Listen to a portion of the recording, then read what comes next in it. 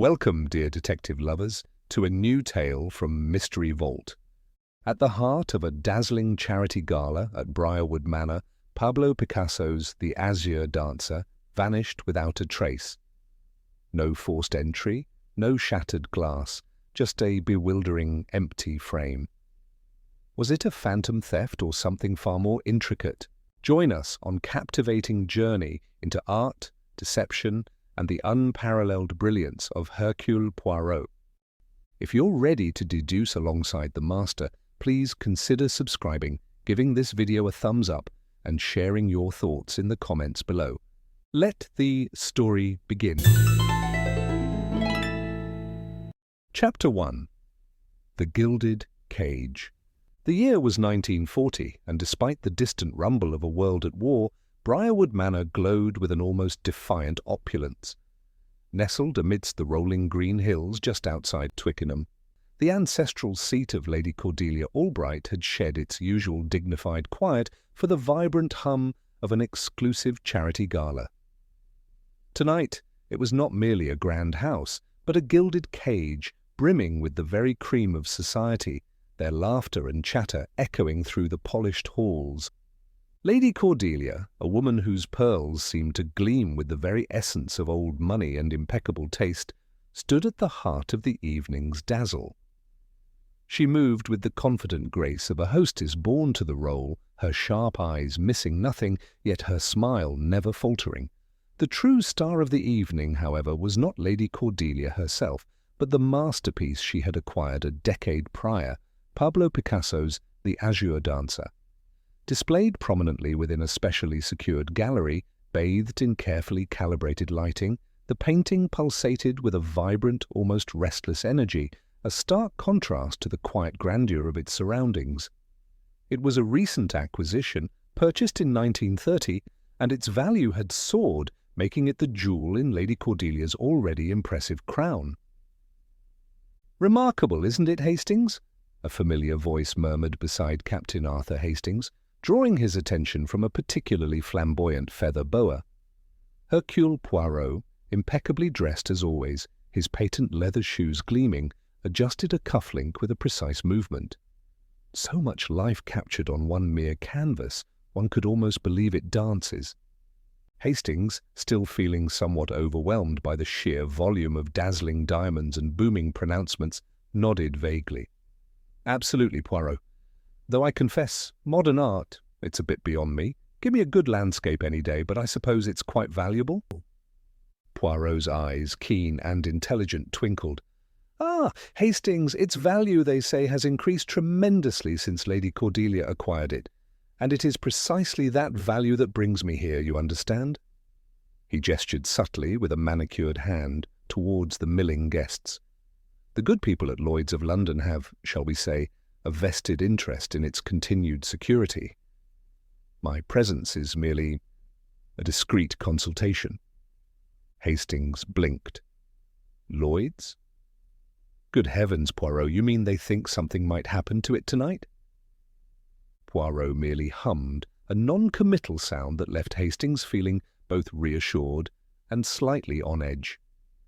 He was a genuine guest, invited by Lady Cordelia herself, but Poirot always seemed to find a deeper purpose in social gatherings. Nearby, a robust laugh boomed, drawing their attention to Sir Gideon Albright, Lady Cordelia's husband. Sir Gideon was a man of hearty appetites and an affable, slightly dishevelled charm that barely concealed a certain ineffectualness. He clapped a portly gentleman on the back, oblivious to the delicate canapés scattered in his wake. Lady Cordelia, Hastings noted, watched him with a mixture of affection and thinly veiled exasperation. A sharper, more modern voice cut through the murmur. Felicity Hayes, Lady Cordelia's niece, was a vision in emerald silk, her dark hair impeccably styled. She possessed her aunt's sharp wit, but her eyes held a restless anxiety that seemed at odds with the celebratory mood. Hastings had heard whispers about her recently broken engagement, a rather public scandal that had left her social standing precarious and her financial future increasingly dependent on her aunt's considerable fortune. She was currently engaged in an animated, if somewhat tense, conversation with Arthur Pembroke, a charismatic art dealer with slicked back hair and a smile that seemed a touch too eager. Pembroke, Hastings gathered, was known more for his charm than his capital, currently navigating what many suspected were considerable financial difficulties. As Hastings's gaze drifted back to the Azure Dancer, he noticed another figure nearby, observing the painting with an almost proprietorial air. This was Professor Jasper Cross, a renowned art historian whose reputation as an expert in authentication and restoration was undeniable, though he carried a certain air of intellectual aloofness. Lady Cordelia had acquired the Picasso from him 10 years ago, and he had personally advised on its specific mounting and the precise lighting that now illuminated it, ensuring its preservation for decades to come. Cross was deep in conversation with a bewildered-looking socialite, explaining the minutiae of artistic brushstrokes with the intensity that seemed to drain the colour from the room. The air in the gallery was thick with expensive perfume, hushed critiques, and the clinking of champagne glasses. It was a world of beauty and wealth, a perfect setting for a masterpiece. Little did anyone suspect that within this glittering assembly, a subtle, almost invisible deception was already at play, waiting for the quiet hours to reveal its true cunning. Chapter 2. The Morning After. The last limousine purred away from Briarwood Manor just as the first hint of grey light softened the eastern sky. The grand gala was over, its brilliance fading into the quiet exhaustion of dawn. The air, still carrying faint echoes of music and laughter, settled into the heavy scent of wilting flowers and stale cigar smoke. Most guests had departed long ago, but Professor Jasper Cross had lingered, ostensibly lost in quiet contemplation of the Azure Dancer. He'd finally exited the gallery just after 3 in the morning, a final, almost reverent glance at the painting, before donning his coat and disappearing into the cool night. He was, as promised, among the very last to leave the manor. Inside, the house settled. A skeleton crew of cleaning staff began their methodical work, a soft clatter of china from the distant kitchen the only disturbance. Mr. Harding, the lone night watchman, a man whose routine was as rigid as the manor's ancient oak doors, began his final rounds. He checked the drawing room, the library, the dining hall, each room now a ghost of its former festive self. Finally, he approached the gallery, a sense of quiet duty his only companion. The Picasso, bathed in its specialized lighting, should have been a reassuring sight. But as Harding's eyes fell upon the display, a chilling dread seeped into him. His heart, usually a steady drum, gave a frantic lurch. He stopped, staring. The ornate, heavy frame was still securely mounted to the wall. The specialized lamps still cast their glow. But where the Azure Dancer should have been, there was only empty air within the stretcher bars. The canvas, the vibrant heart of the masterpiece, was gone. No shattered glass, no splintered wood, no signs of forced entry, just the yawning void where a fortune had rested moments before. Harding's throat went dry. A low, guttural gasp escaped him, a sound utterly out of place in the silent, expectant dawn. Panic, a cold, sharp blade, cut through the manor's pre-dawn quiet. Harding's frantic shouts brought the few waking staff running, their sleepy faces quickly morphing into expressions of horror and disbelief. Within minutes, the alarm was raised, and the police, led by the stern, bewildered figure of Inspector Davies, descended upon Briarwood Manor. Blue lights flickered silently through the trees, painting brief, stark patterns on the ancient stone. Hercule Poirot, whose slumber was invariably light and precise, was among the first to be roused. A soft knock, then a hushed, urgent voice outside his door. "Monsieur Poirot, the painting! It's gone!" Within moments, he was dressed, his green dressing gown exchanged for a crisp suit. His mind, already like a finely tuned instrument, absorbed the details as he walked towards the gallery, Hastings stumbling somewhat dazedly behind him. "Gone, Poirot?" Captain Arthur Hastings rubbed his eyes, still trying to make sense of the commotion. "Just gone." "But how? I saw it there myself last night. It was quite secure, wasn't it?" He peered into the empty frame, a frown deepening on his brow. No broken windows, no forced locks. Did someone just walk off with it? Poirot's gaze was already sweeping the room, his small, precise steps taking him closer to the empty frame. His eyes, though missing nothing, betrayed no immediate answers. "Ah, Hastings," he murmured, a hint of steel in his voice. "That is precisely the question. How does a painting, ostensibly so secure, simply vanish into thin air? No, my friend, this is not a simple walk-off. This is something else entirely, something cleaner, more deliberate." Inspector Davies, his face a mask of frustration, stood amidst a growing cluster of police constables. "Monsieur Poirot," he greeted, a mixture of relief and exasperation in his tone. "Thank heavens you're still here. This is quite beyond me. No signs of entry, alarms untouched, and yet this." He gestured helplessly at the empty frame. "A puzzle for the ages, it seems."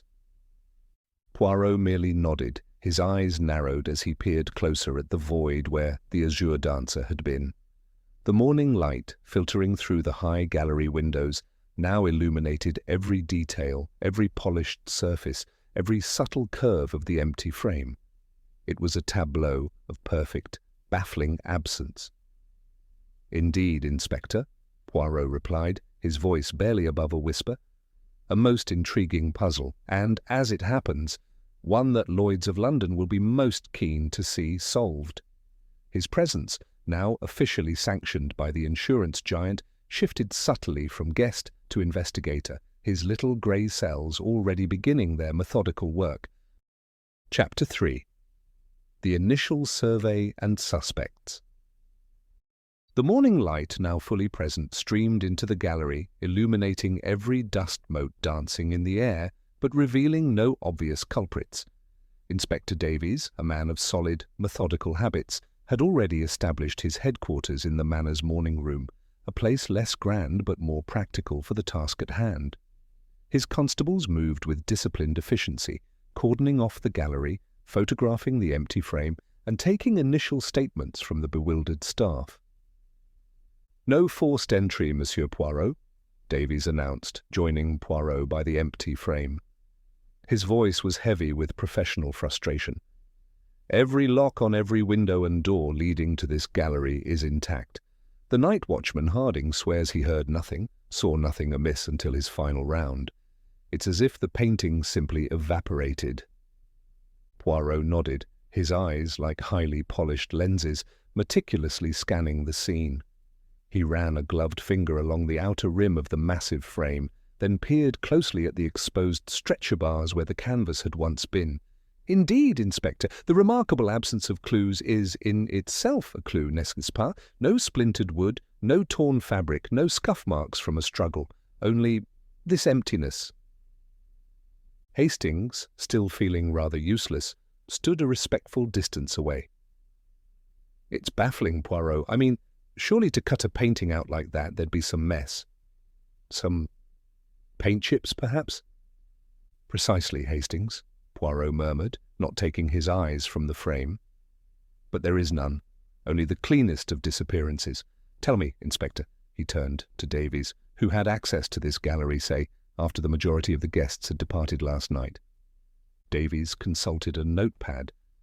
Well, aside from the cleaning staff and Harding, Professor Cross was among the very last to leave, just after 3 in the morning. Lady Cordelia and Sir Gideon, of course, Miss Hayes, and the art dealer Pembroke left quite late as well. He frowned. All accounted for in theory, but with this phantom theft, accounted for seems a rather flexible term. At that moment, Professor Jasper Cross entered the gallery, his face a mask of intellectual concern. "Inspector, Monsieur Poirot," Cross greeted, his voice calm. "A truly tragic loss. The art world will be reeling. I've come as soon as I heard, of course, to lend any assistance my expertise might provide." Poirot gave a slight bow. "Your assistance, Professor, would be most welcome. You were, I believe, advising on the very setting of this magnificent piece." "Indeed," Cross confirmed, stepping closer to the frame, his gaze scholarly. I personally supervised its mounting within this frame, ensuring its perfect display and preservation. It was fastened with the utmost care. For it to vanish without a trace, it beggars belief. Poirot's eyes flickered between Cross's confident posture and the empty frame. It does, Professor. And yet, vanish it has. Tell me, in your vast experience with such delicate works, what sort of individual could execute such a feat with such cleanliness in cutting and such speed? Cross considered, stroking his chin.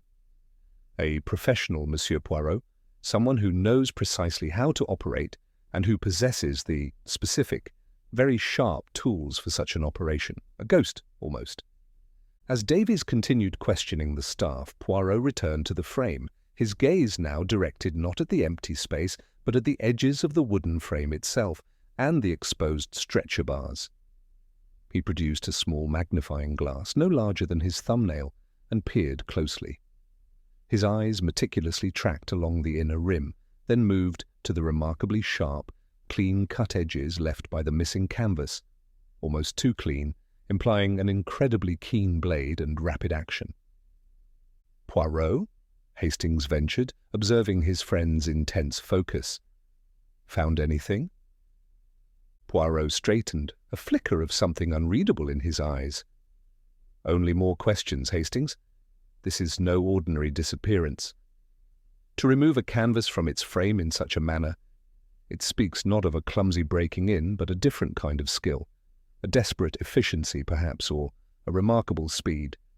Yes, my friend, this was an extraction, one that required speed and a desperate, silent efficiency. He glanced at Cross, who was now speaking in hushed, authoritative tones to Inspector Davies, subtly offering theories about foreign art syndicates. Poirot merely nodded, a tiny smile playing on his lips. His little grey cells had begun to work, not just on the visible facts, but on the invisible currents of character and possibility. The investigation, he knew, had only just begun. Chapter 4. The Artist's Shadow and Subtlety. The initial shock of the Azure Dancer's disappearance slowly gave way to a simmering tension that permeated Briarwood Manor. Days bled into a week, as Inspector Davies's methodical, yet so far fruitless investigation continued. Poirot, however, seemed content with the measured pace, his mind working like a silent, intricate clockwork. His first port of call was Felicity Hayes, found in a sun-drenched drawing-room, a half-finished embroidery hoop lying forgotten in her lap. Her usual sharp wit was dulled by a palpable anxiety. "It's simply dreadful, Monsieur Poirot," she began, her voice tight. "Aunt Cordelia is beside herself, and frankly, the scandal, it's all one can talk about, as if we haven't had enough talk recently." She cast a fleeting, almost bitter glance towards the empty fireplace, perhaps imagining the gossip that would have filled it. Poirot noticed her fingers nervously plucking at the silk threads. "This entire affair will be disastrous for her, and for the family, naturally. One relies so much on Aunt Cordelia's good standing, you see." Her emphasis on relies was subtle, but it didn't escape Poirot's notice. He understood the unspoken, the precariousness of her recently broken engagement, the looming spectre of financial uncertainty that now shadowed her. Next was Arthur Pembroke, discovered in the library, ostensibly perusing a volume on Flemish masters, though his eyes darted impatiently to the clock. He affected a theatrical dismay. "Such a loss, Monsieur Poirot, a true tragedy for the art world, and for poor Lady Cordelia, of course. One can only imagine the insurance claim." He trailed off, catching himself, but not before Poirot registered the flicker of keen interest in his eyes. Pembroke's smooth charm felt to Poirot like a slightly worn veneer. "I suppose Lloyd's will be quite generous, given its provenance and recent valuation?" Pembroke asked, too casually, trying to gauge Poirot's reaction. Hastings, seated quietly by the window, merely frowned, finding Pembroke's transparent interest in money rather vulgar given the circumstances. But it was his conversation with Professor Jasper Cross that truly engaged Poirot's little grey cells.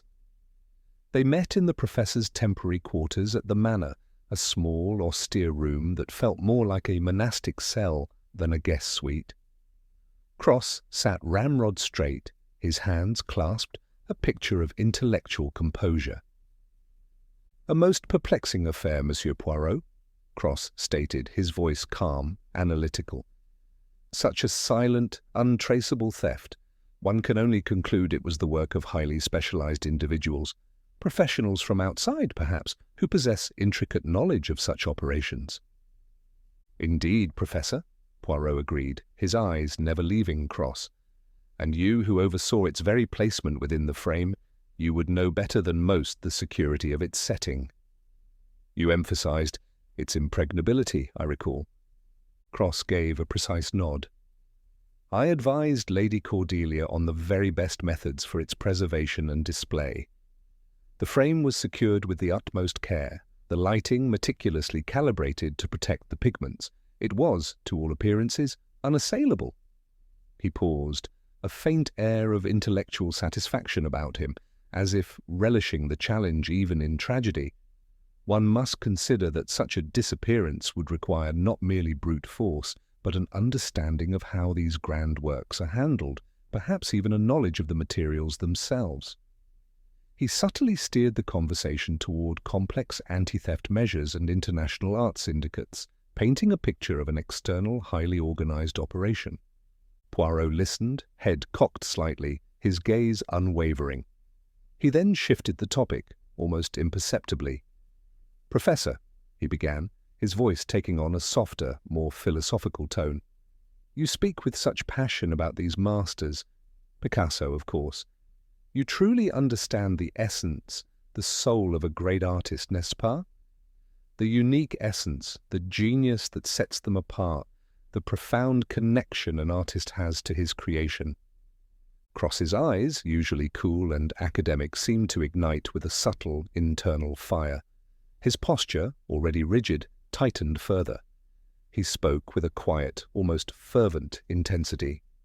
"Ah, Monsieur Poirot, you touch upon the very core of artistry. It is not merely skill, you see. It is a spark, a divine madness, perhaps, a complete immersion of self into the work. The brush becomes an extension of the very soul. To truly understand a master, one must understand that profound, often isolating act of creation. It is a world few genuinely inhabit, a sacred space where rules dissolve and only pure expression remains." His voice had dropped to an almost whisper, his eyes wide with a strange, almost obsessive fervor, bordering on an unhealthy preoccupation with this concept. Poirot observed this transformation, this flicker of something beyond mere academic appreciation. It was a raw, palpable energy, a hidden current beneath the professor's composed exterior, and in that moment a new avenue opened in Poirot's meticulous mind. He leaned forward slightly, his voice deliberately casual, yet sharp, with a hidden purpose. "Professor," Poirot murmured, his gaze piercing, "listening to your eloquent thoughts on the essence of creation, one cannot help but wonder, do you perhaps dabble in artistic creation yourself? Are you an artist in your own right?" Cross's composure wavered almost imperceptibly. A faint, fleeting glint, perhaps of pride, perhaps of defensiveness, flashed in his eyes before he quickly masked it with a modest, almost dismissive smile. "Oh, Monsieur Poirot, merely an amateur's pursuit long abandoned. A youthful diversion, nothing more. One studies, one analyzes, one does not presume to create alongside the titans of history. No." His voice was perfectly level, but the hesitation, the almost imperceptible tensing of his jaw was not lost on Poirot. Hastings, meanwhile, shifted in his seat, utterly baffled. "An artist? Poirot, what on earth has that got to do with a stolen Picasso?" he muttered, unheard by Cross. Poirot merely gave him a tiny, enigmatic shake of the head. His little grey cells, however, had just received a most interesting piece of information. The seeds of a new, unsettling hypothesis had been sown. Chapter 5.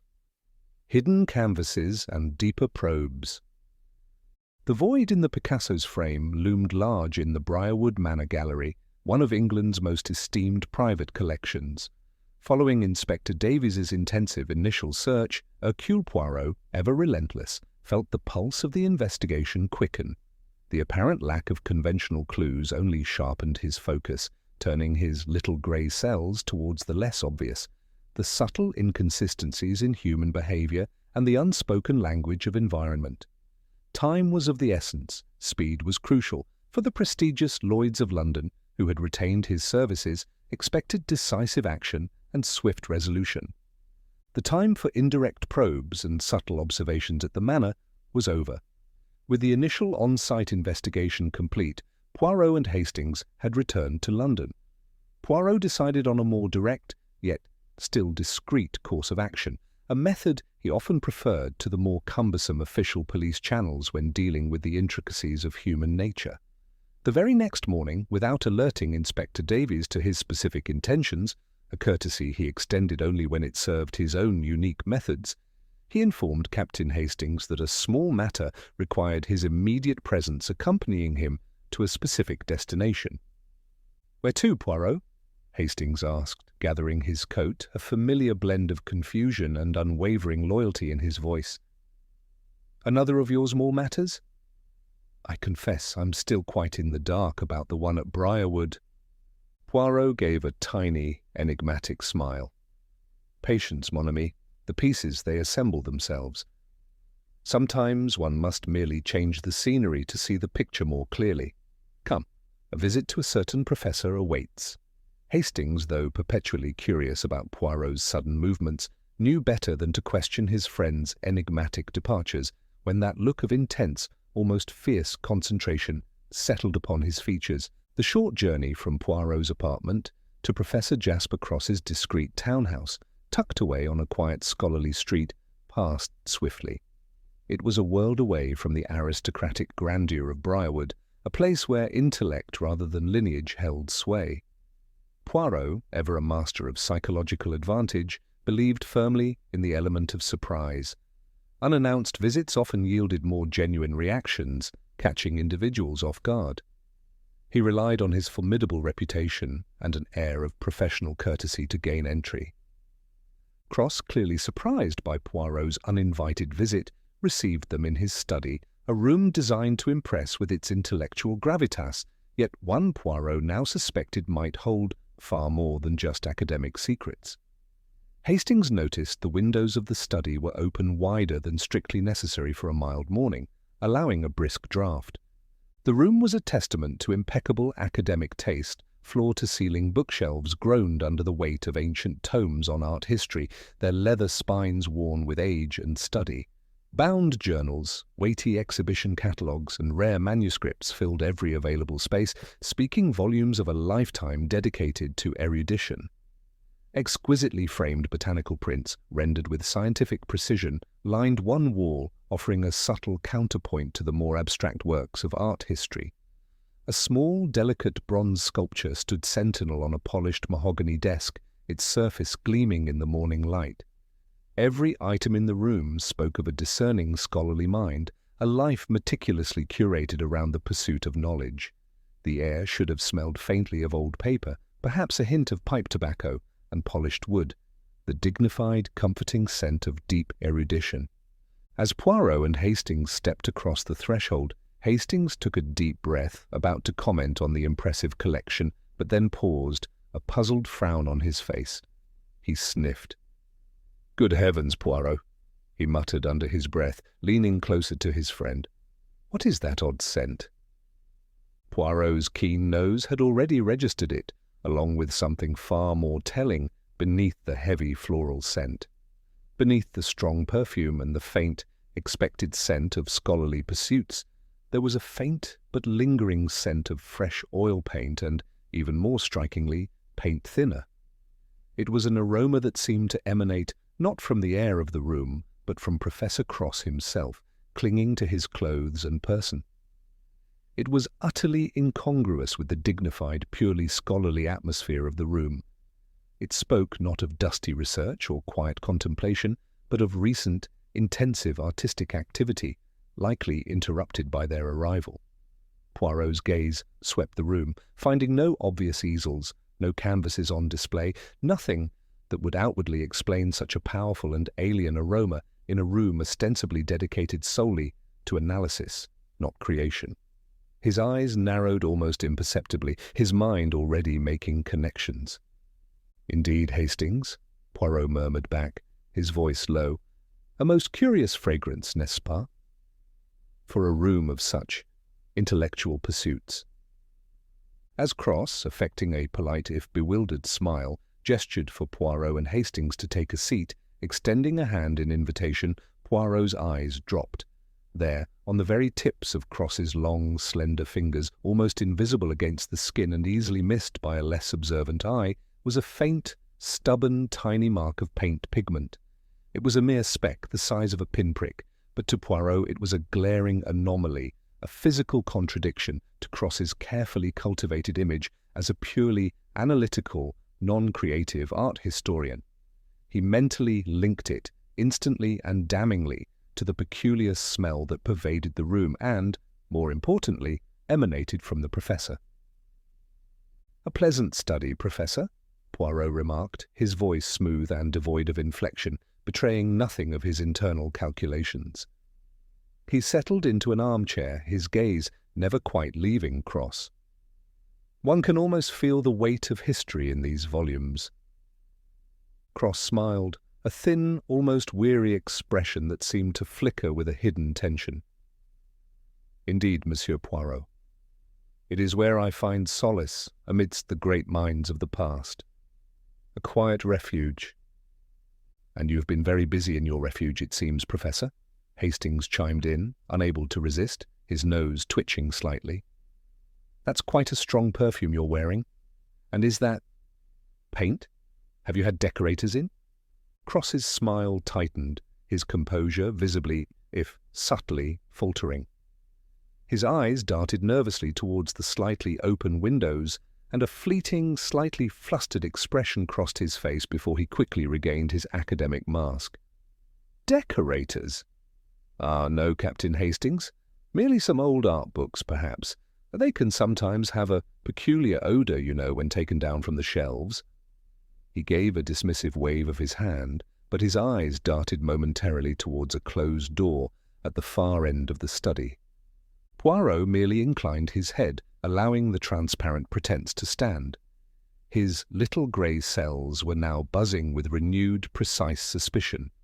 These direct physical observations, the unexplainable smell masked by perfume, the tiny mark of pigment, and Cross's subtle discomfort, combined with Cross's earlier philosophical comments and the subtle hint of artistic inclination, solidified Poirot's growing conviction.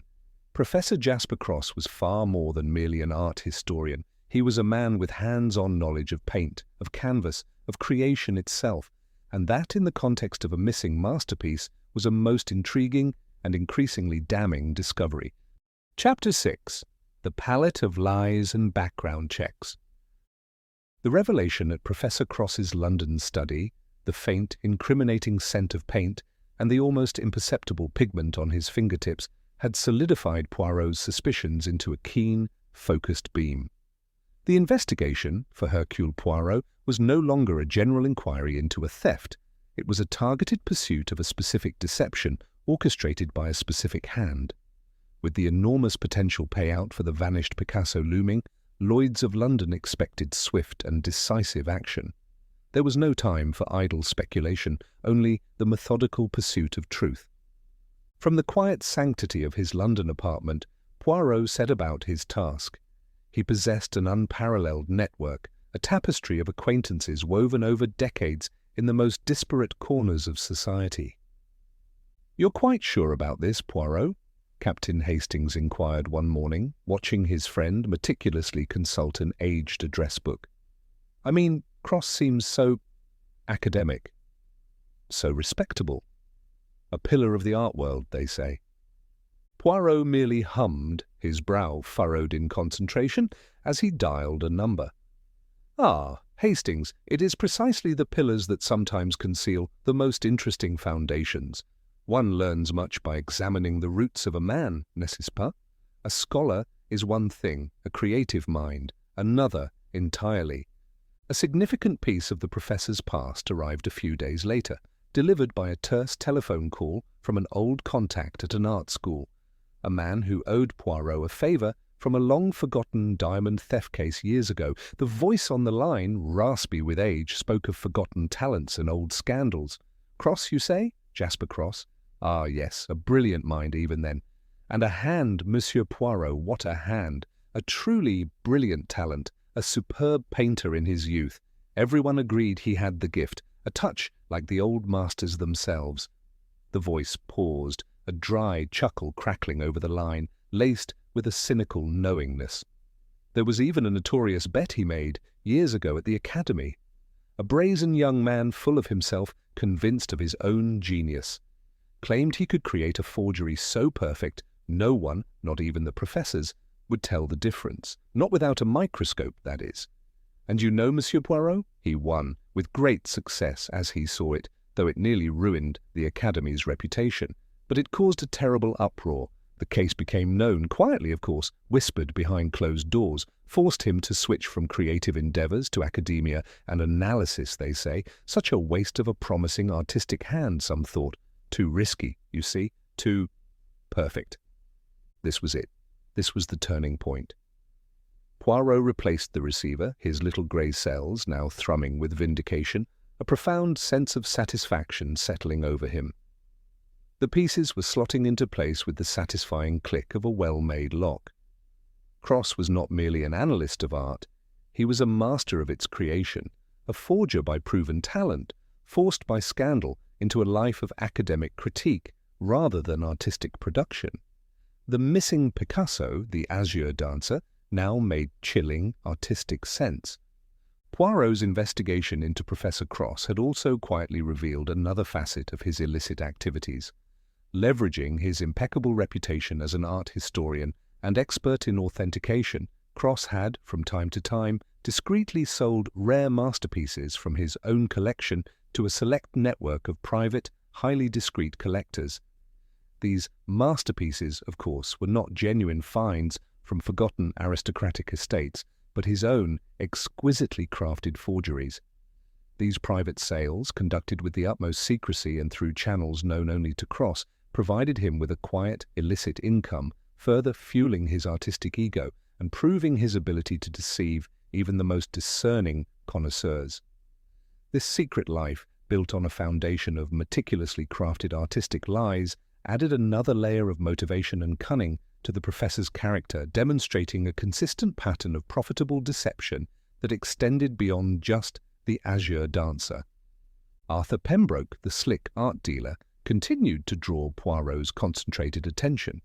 From their initial encounter at the manor, Pembroke's overly keen interest in the potential insurance payout is hinting at a man under considerable financial pressure. Poirot had also received reports from Inspector Davies, which included Pembroke's stated movements on the night of the gala. Davies had noted a suspicious gap in Pembroke's alibi for the critical hours, a period for which his explanations had been vague and somewhat evasive. The police, aware of this unexplained inconsistency and Pembroke's known financial straits, had already placed the dealer under discreet surveillance, though they lacked concrete evidence for a search warrant. These initial observations, coupled with the unexplained gap and his evident financial straits, solidified Poirot's suspicion that Pembroke was involved in something illicit, even if not directly the Picasso theft. Poirot consulted with Miss Lemon. "Miss Lemon," Poirot began, observing her with a critical eye as she sat poised, shorthand pad in hand. "I require your unique talents, your discretion, your formidable organizational skills, and indeed your remarkable ability to portray a certain aura." Miss Lemon, ever efficient, merely raised an eyebrow, her pen hovering over the paper. "An aura, Monsieur Poirot? What kind of aura do you have in mind?" "An aura of wealth, Miss Lemon, of profound discretion. You are to be the personal representative for a most private, most discerning, and most anonymous collector. This collector, you see, has heard whispers of a certain, recently unavailable painting The Azure Dancer, to be precise. Poirot's eyes glinted with the challenge of the deception. Miss Lemon's eyes widened, a flicker of genuine surprise and perhaps a touch of excitement in her usually placid gaze. "You mean to approach Mr. Pembroke? To purchase it? Illegally?" A faint, almost imperceptible smile touched her lips, a subtle indication that she might rather enjoy this particular task. "Perhaps," she added, her mind already racing with possibilities, "I could present myself as the confidential secretary to a reclusive, extremely wealthy shipping magnate, someone who values absolute privacy and has a passion for acquiring difficult pieces. It would lend an air of complete legitimacy to the unusual request, Monsieur Poirot." "Precisely," Poirot affirmed, a faint smile playing on his lips. "You are to approach Mr. Arthur Pembroke. Convey to him, with the utmost conviction, that your client is prepared to offer a most generous sum for the immediate, discreet, and untraceable acquisition of this piece. Imply that your client values exclusivity above all else, and is willing to pay a premium for a work that, shall we say, falls outside the usual channels. Stress the anonymity, the absolute lack of questions regarding provenance only results." "And what might Mr. Pembroke promise in return, Monsieur Poirot?" Miss Lemon asked, her spine straightening, a new focus entering her gaze, clearly relishing the intricate mental game ahead. "He will promise discretion, Miss Lemon," Poirot predicted, a satisfied hum escaping him. "He will promise access to his special channels, his network of couriers, his understanding of untraceable routes across Europe, his connections to those who can authenticate without official scrutiny. He will assure you of untraceable delivery and competitive pricing. He will lay out a detailed plan for how such an illicit transaction can be made utterly invisible to the authorities. He will, in short, offer you a peek into his own particular canvas of lies." Poirot leaned back, observing his capable secretary. "This exercise, Miss Lemon, will provide us with the concrete evidence we need. It will solidify his role as a purveyor of stolen art and illuminate the very mechanisms by which such a high-value piece could be moved.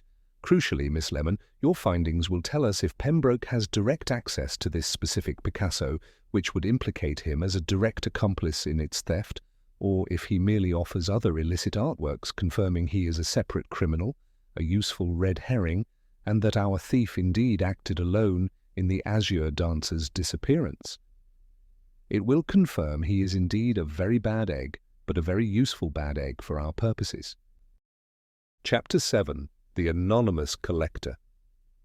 Miss Lemon wasted no time. Within hours, she had transformed herself from Poirot's unassuming secretary into the epitome of a high-powered, discreet assistant.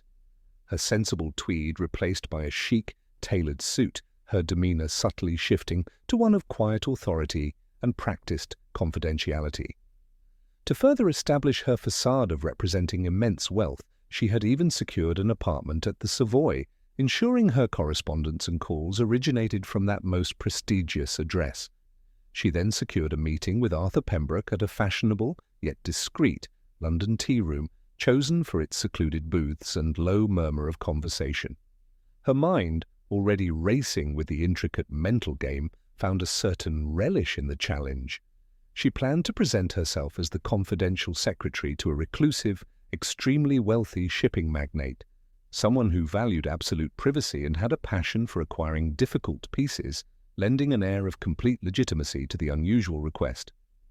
Pembroke, ever alert to potential profit, arrived with his usual slick charm, his eyes quickly assessing Miss Lemon's expensive, understated attire and the implied backing of the Savoy. He clearly saw not a mere secretary, but a gateway to a lucrative, off-book transaction. "Miss Lemon, a pleasure," Pembroke purred, taking the seat opposite her. "The principal, I understand." "A most discerning client, I gather." Miss Lemon offered a polite, unrevealing smile. "Indeed, Mr. Pembroke. The principal values his privacy above all else. His interests are singular. He has heard whispers, as one does, of the recent unfortunate incident at Briarwood Manor, and given your esteemed position in the art world, he wondered if you might have any insights into such matters. She paused, letting the implication hang in the air. Specifically, Mr. Pembroke, the principal would be prepared to offer a most generous sum for the immediate, discreet, and untraceable acquisition of the Azure Dancer. Pembroke leaned back, a calculating gleam in his eyes. He steepled his fingers, the picture of a man in control, yet his underlying avarice was barely contained. The Azure Dancer, you say?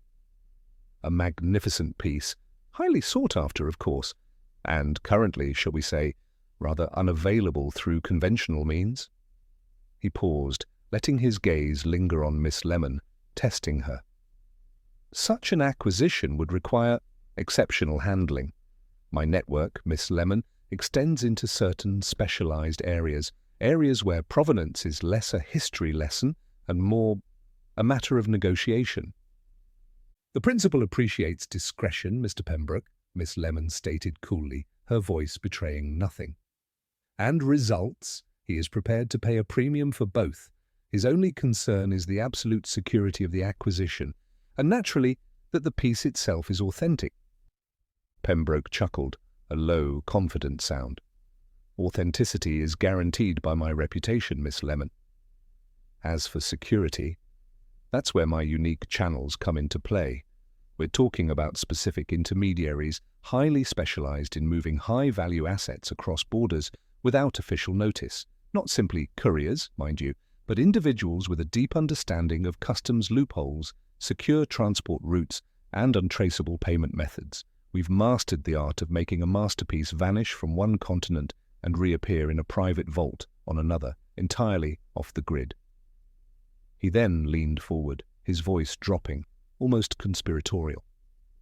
A piece like the Azure Dancer, if it were to surface, would require a carefully cultivated network of trust and silent operations, and a precise understanding of valuation methods that operate entirely outside of public auction houses, those based on actual market demand, not public record.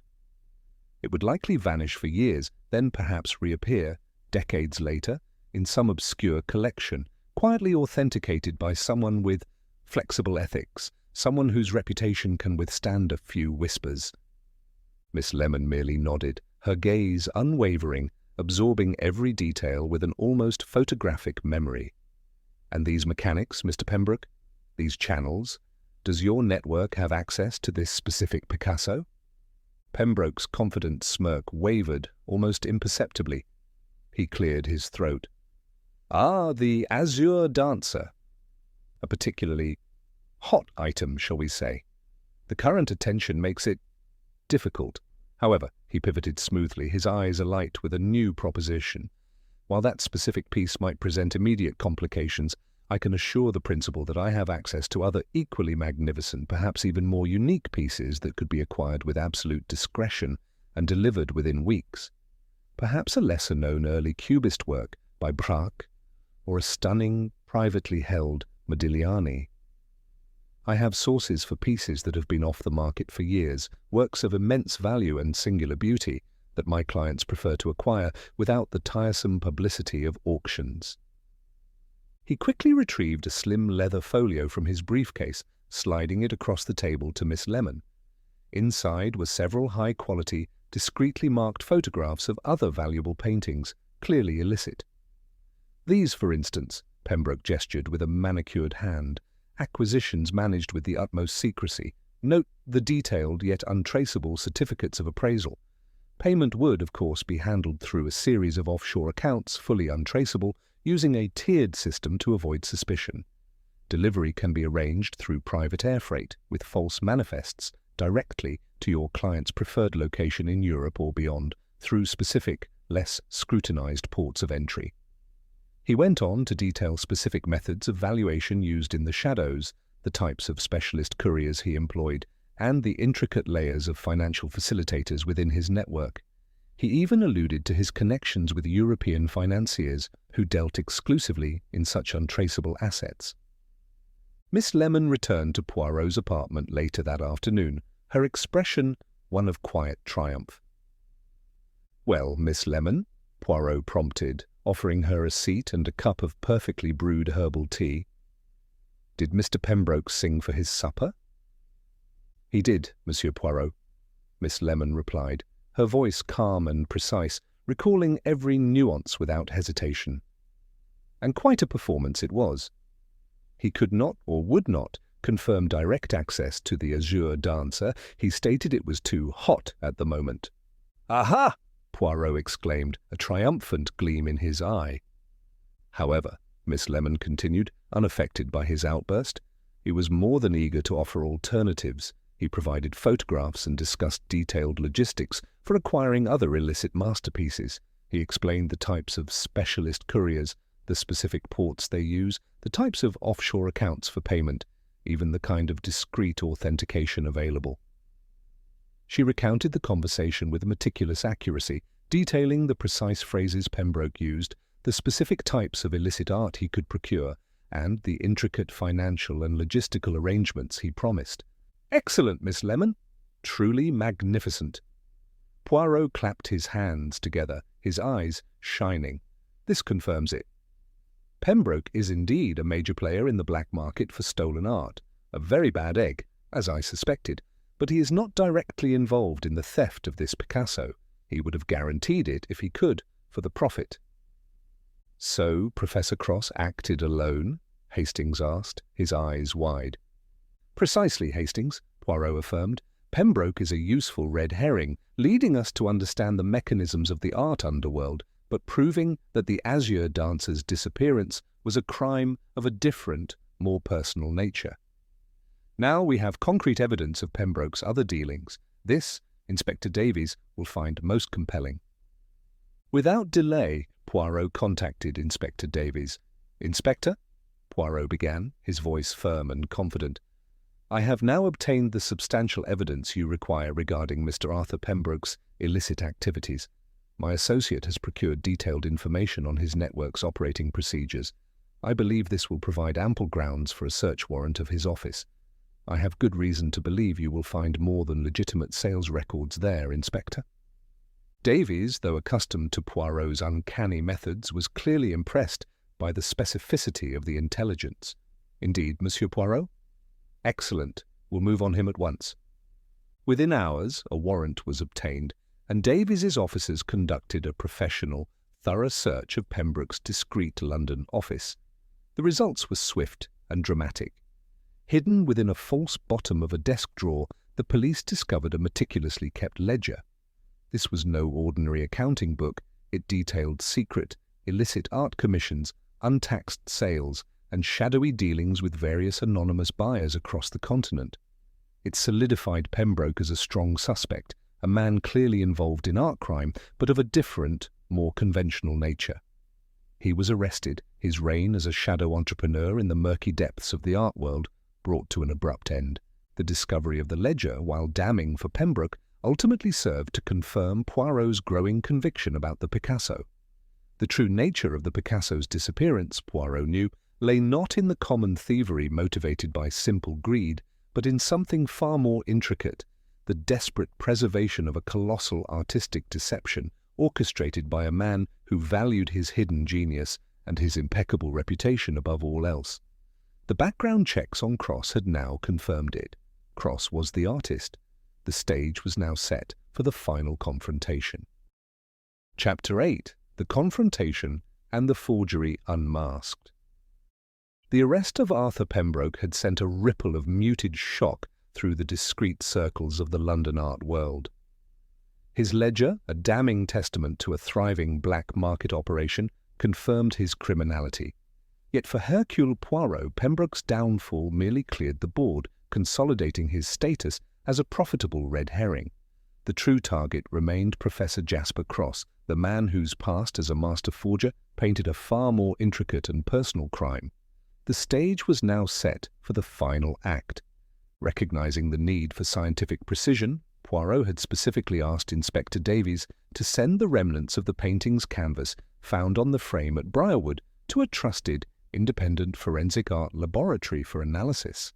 The analysis of the paint on the canvas confirmed the expected result. While the age of the paint was consistent with the period of Picasso's active work on such pieces around 1930, The specific chemical composition of the white paint in particular was not consistent with Ripolin, an oil paint famously incorporated into Picasso's palette during that period. Instead, it pointed to a high-quality, commercially available British oil paint from the same era. Furthermore, the fact it had adhered to the wood fibres indicated that the paint on the canvas was not completely dry when it was framed years ago. This was the irrefutable scientific evidence that the Picasso was a forgery expertly crafted to mimic the era but betraying its true origin through specific material choice and the hasty framing. Poirot knew the nature of the crime was unique, not a theft for sale, but a desperate act to protect a colossal deception. The Azure Dancer had become too famous, too valuable, its scrutiny too intense, for the long ago placed forgery to remain undetected. Cross had been forced to steal his own masterpiece of deceit. Poirot decided the confrontation must be decisive, orchestrated, and leave no room for escape. He contacted Inspector Davies. "Inspector," Poirot's voice was calm yet carried an undeniable authority. "The time has now come to bring our chief suspect to heel, Professor Cross. I propose a meeting here at my apartment. Invite Lady Cordelia, Sir Gideon, and Miss Felicity Hayes, and bring yourself, of course. It is time for the truth to dance its final steps." Davies, now fully trusting Poirot's methods, made the arrangements without question. The following afternoon, Poirot's apartment, specifically his reception room, buzzed with an electric tension. Lady Cordelia sat stiffly, her pearls a stark contrast to her anxious face. Sir Gideon fidgeted with his tie. Felicity Hayes sat rigidly on the edge of her seat, her earlier anxiety now compounded by the formal summons. Inspector Davies stood by the fireplace, his expression expectant.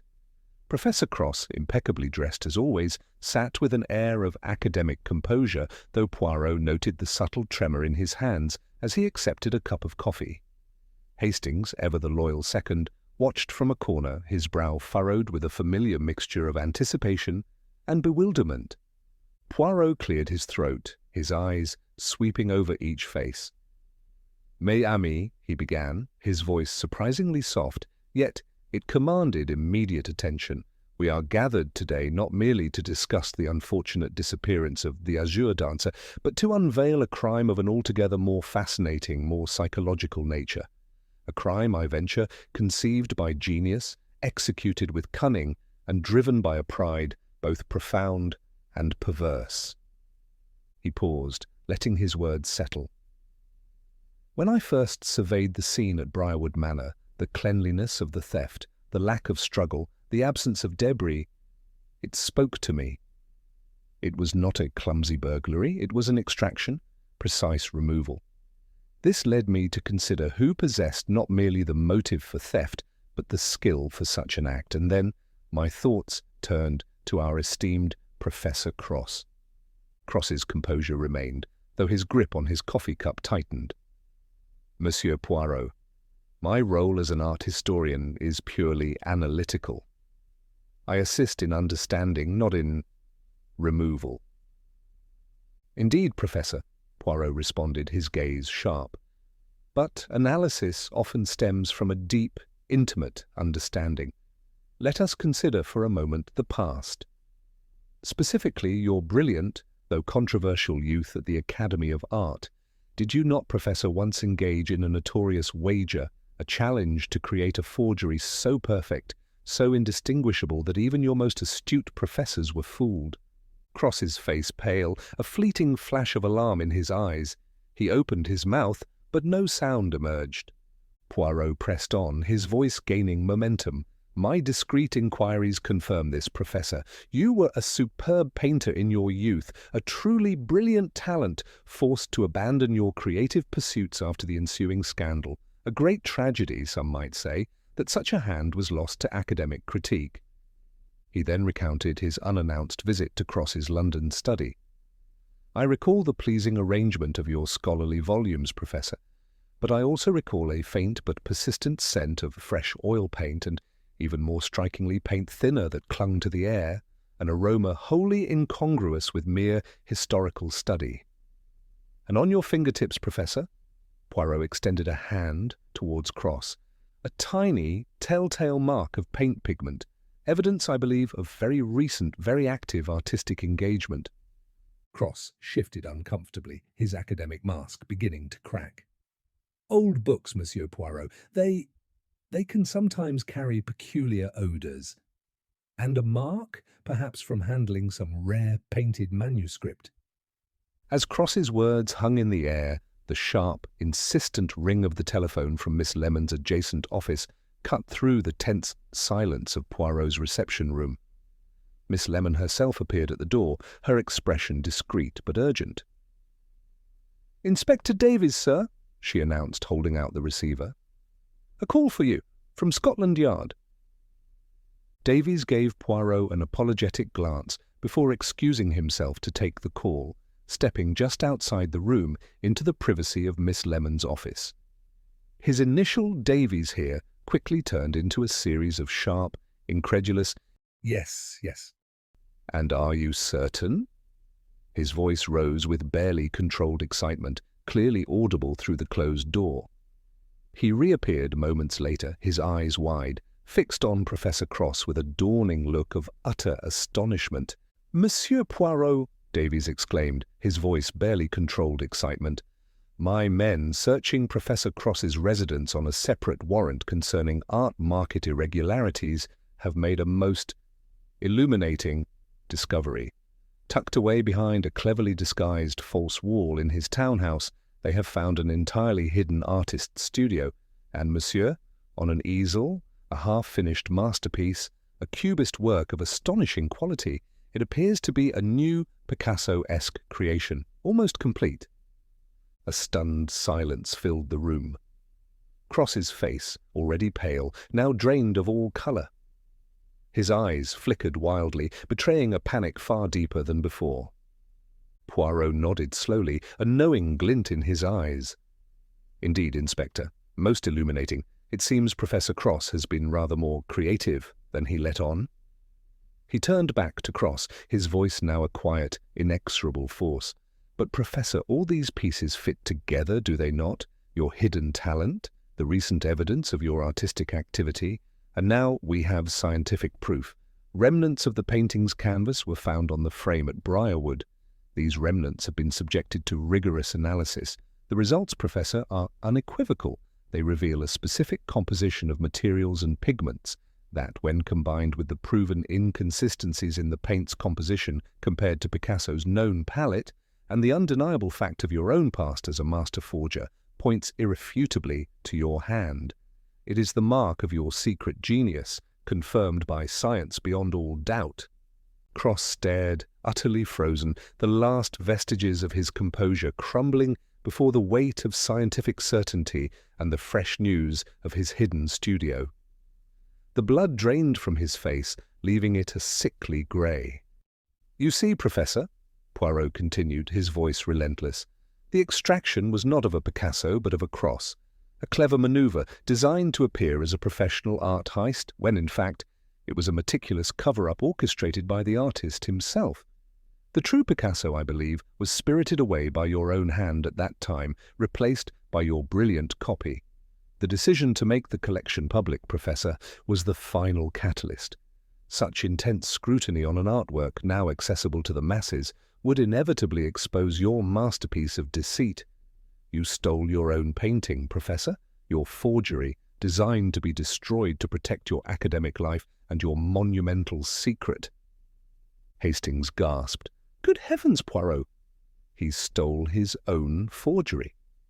"Precisely, Hastings," Poirot confirmed, turning back to Cross. "The motives were not simple greed for the true Picasso, but the desperate preservation of your academic reputation. And perhaps, Professor, the profound, secret satisfaction of having fooled the entire art world for 10 years with your magnificent deceit." Cross's carefully constructed composure shattered completely.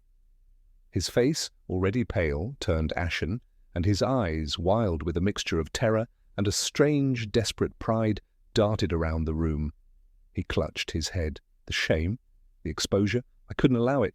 My life's work, my reputation, all based on the analysis of art, yet my greatest triumph was in creating what others believed was an old master. They forced me into analysis. They never saw my true talent. His voice rose, raw with years of suppressed bitterness. Yes, I did it.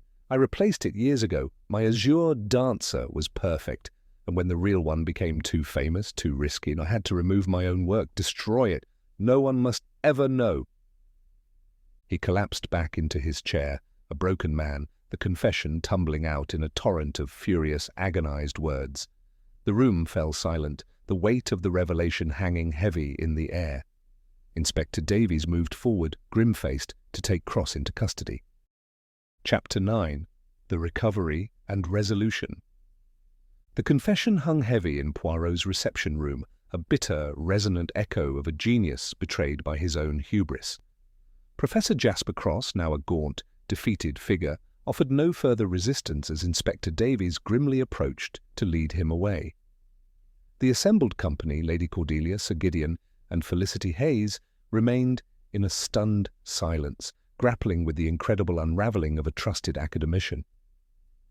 Poirot broke the silence, his voice firm, his gaze fixed on Cross. "Professor Cross," he began, his tone quiet but insistent, "the truth of your deceit is laid bare, but one final piece remains. The original Azure Dancer, where is it?"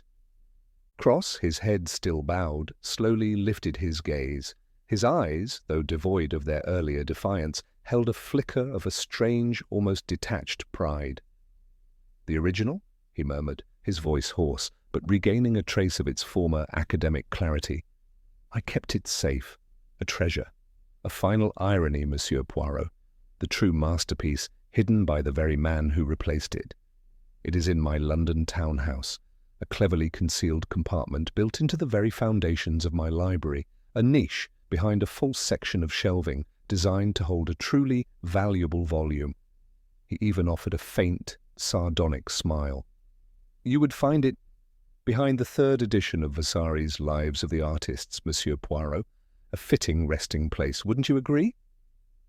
Davies quickly relayed the information to his constables, his face a mix of grim satisfaction and professional urgency. "Get a team there immediately. Exercise extreme caution. That painting is priceless." Within the hour, the news arrived. A phone call again to Miss Lemon's office, this time delivering a triumphant message. The original Picasso, the Azure Dancer, had been found. Lady Cordelia, upon hearing the news, let out a choked cry, tears finally streaming down her face, tears not of sorrow, but of profound relief. "My Picasso," she whispered, her voice trembling. Sir Gideon, for once, seemed genuinely at a loss for words, merely shaking his head in disbelief, murmuring about the sheer audacity of it all. Felicity Hayes, however, was visibly pale, a mixture of shock and a deeper, more unsettling realization crossing her features.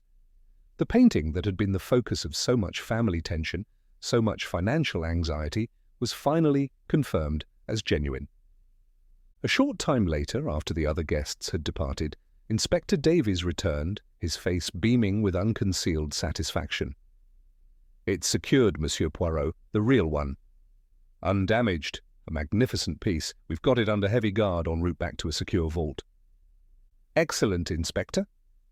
"Truly a triumph for justice," Poirot beamed, offering Davies a small glass of crème de menthe in celebration. Hastings, still trying to fully grasp the enormity of Cross's deception, shook his head.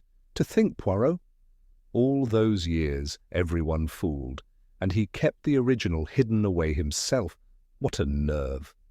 "Ah, Hastings," Poirot mused, swirling his own drink. "The motive, it was not merely about the money, though that played its part for others, n'est-ce pas, Inspector?" He glanced pointedly at Davies, subtly acknowledging Pembroke's separate arrest. "No, for Professor Cross it was a profound act of artistic pride. A man denied his true calling, forced into the analytical. He created his perfect forgery, a triumph over the very academic world that had stifled him. He treasured the original, keeping it safe, perhaps even expecting to profit from it later, a true connoisseur of his own audacious plan. But then, when the collection was to become public, the scrutiny would be too great. His secret, his grand deception, the forgery, would be exposed. He could not allow that. To destroy his own forgery was to destroy the evidence of his crime. "And Pembroke, Poirot?" Hastings asked. "He's certainly caught now for something with that ledger, isn't he?" Davies interjected, his voice firm. "Indeed, Captain Hastings. Arthur Pembroke is being held. His ledger is a treasure trove. He was running a significant black market operation for stolen and illicit art, entirely separate from this particular Picasso. He'll face serious charges. It seems Monsieur Poirot's Miss Lemon performed admirably." Poirot gave a discreet nod, a faint smile touching his lips. "Miss Lemon is, as always, an invaluable asset. She has confirmed Pembroke's culpability in his own sphere of criminality. 2 different crimes, Hastings, one of greed, the other of ego." Later, when the apartment settled once more into its accustomed quiet, Hastings sat opposite Poirot, a sense of wonder still lingering. "So, the Picasso is safe? Cross is caught. Pembroke, too. Another case brilliantly solved, Poirot." "Indeed, Hastings. The little grey cells, they have performed their duty." Poirot took a final, contemplative sip of his tisane. "It is a curious thing, crime. So often it is not the grand, complex schemes that unravel, but the subtle threads of human nature, pride, resentment, fear of exposure." Professor Cross found his ultimate satisfaction not in possession of the original, but in the perfection of his deceit. He truly believed his forgery was superior, a testament to his own genius that the world had denied him. And when that secret was threatened by the public eye, he reacted, as any artist might, to protect his creation, even if that creation was a lie. "And the genuine Picasso," Hastings mused. "It will return to its rightful place, Hastings," Poirot affirmed.